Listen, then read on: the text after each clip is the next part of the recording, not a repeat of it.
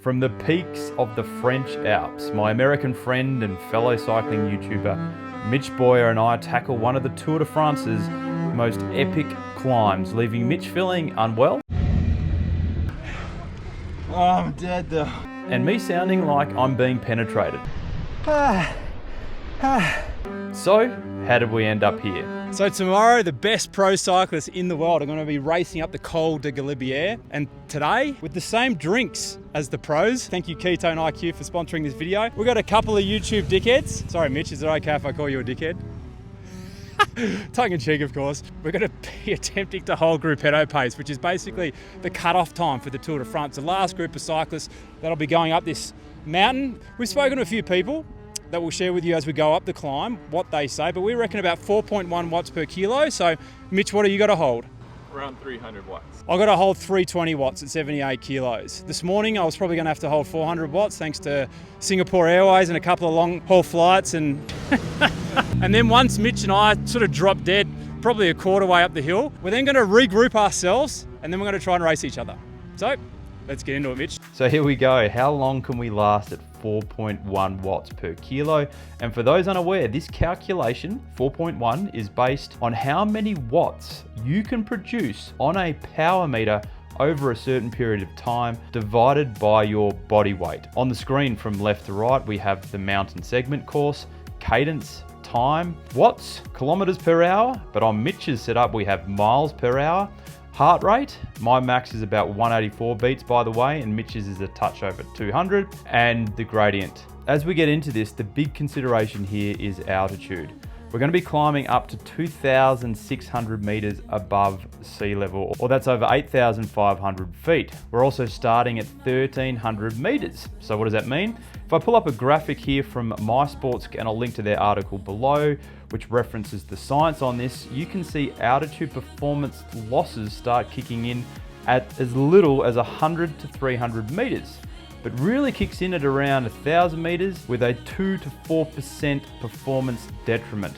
To add further meat on the bone here as we get into this climb, you can see in training for this ride roughly a week prior in Queensland, Australia, at sea level, I held a touch over 4 watts per kilo for over 40 minutes. And at this current 4.1 watts per kilo pace, you can see I'm doing here, on the main climbing segment of the Galibier, which you can see here on Strava, which is 8.6 kilometers in length with a gradient of 6.5%, I should get through this climb in roughly 30 minutes. So based on the training data you just saw, if all things being equal, i.e. no altitude, you would assume I would get through this effort unscathed. However, things are a little bit different at altitude. So how did we come up with 4.1 watts per kilo for the Grupetto group, which, let me reiterate, is the bunch or group of riders that falls behind the main peloton in a stage, and their sole purpose is to ride at a pace that gets them all over the line within the time cutoff for the stage, so they don't become disqualified for the event. So here's some audio from an 18-year pro, now retired legend, Michi. I would say it's between 300 and 380 watts. The Grupetto goes up. In my weight was like this, around 77 kilos in the tour.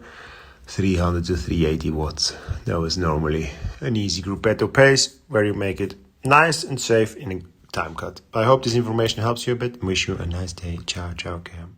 We then asked the cycling data lord, Lantern Rouge, or Patrick, and he said roughly 4 to 4.2 watts per kilo, which is kind of in the middle of what Michi was saying and validates real world pro versus data analysis. So Mitch and I picked in the middle, 4.1 watts. So let's now fast forward to where Mitch snapped off, roughly 6 minutes deep.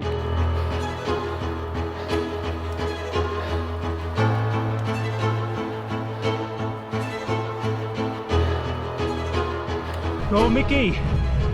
Michi Shah!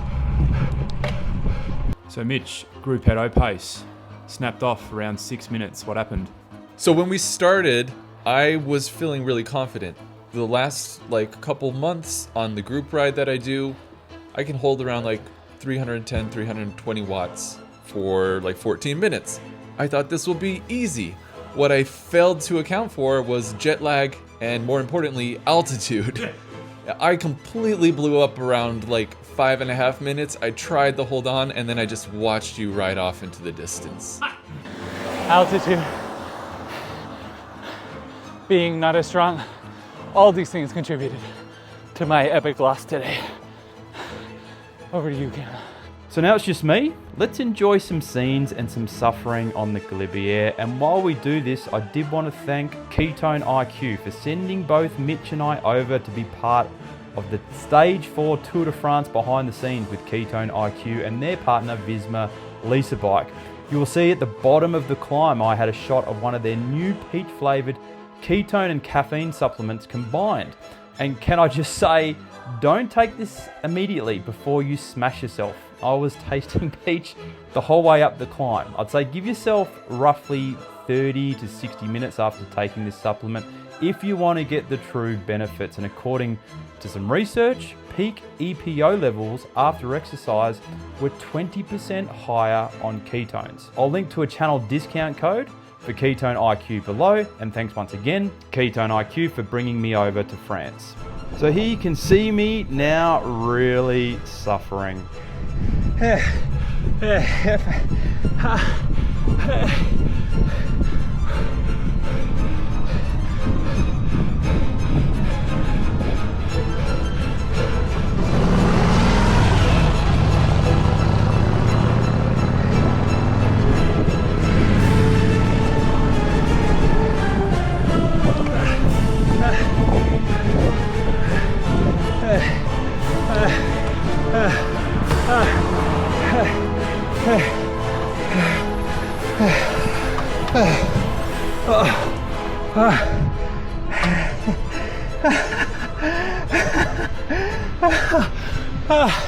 I lasted roughly 12 minutes at Grupetto pace, and I'd say I'm circa a third of the way up the climb.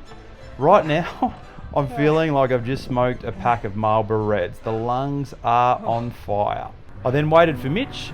We then cruised up the Galibier so I could recover a little before the race. And man, the scenery is off the charts.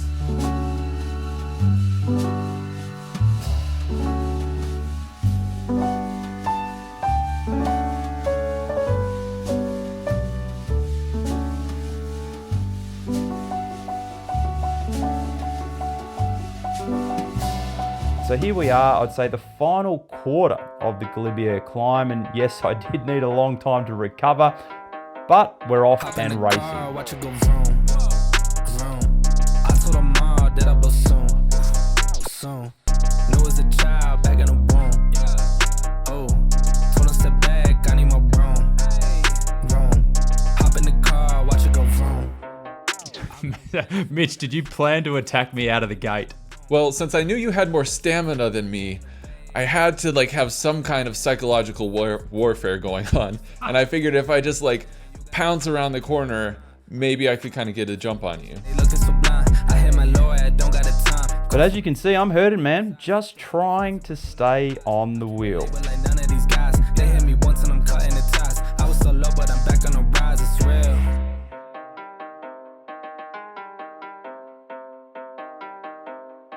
In the car, watch it go. But then I'm getting a second wind, passing Mitch. Sometimes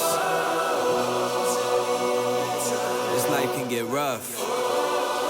You get knocked down, but you gotta get up. Keep going. But only for a while, because we play the old zigzag game.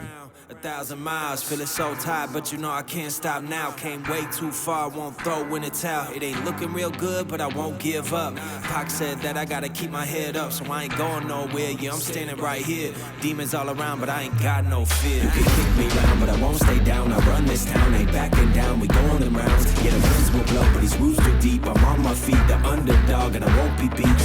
Until I lay the final blow when altitude is at its almost peak over 2,500 meters. Mitch is fading. Finish him!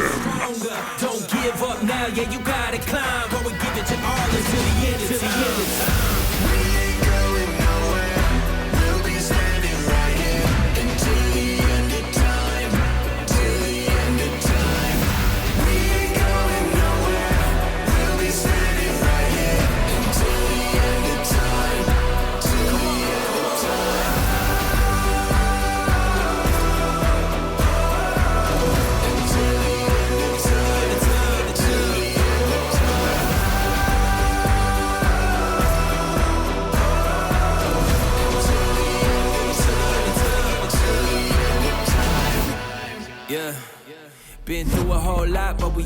come. Enemies in our face, but we ain't gon' run. Never drift off course, always stay on mission. Won't slow us down, cause we way too driven. Yet we put in these 10,000 hours. You won't stop us, cause we got the power. Whole world is watching, and I hope they ready. From here on out, we are legendary. You can kick me. So Mitch, as you were fading, what was going through your head? I didn't know you had a little cycling Uzi just to take me out at the end there. Well, before all of this, I had talked with Ryan, who coaches me and also coaches you. And I'm not going to say what this, means, but he gave me a little intel. And he told me as long as you save a little punch to the end, you'll be able to kick it over Cam. He told me Cam's much stronger than you when it comes to FTP power, but you have a little more of a kick. Nice. Of course, oh yeah, good sparring. But my kick at the end of the ride was not much. It was an attitude kick. That's right, an altitude kick. I crushed you.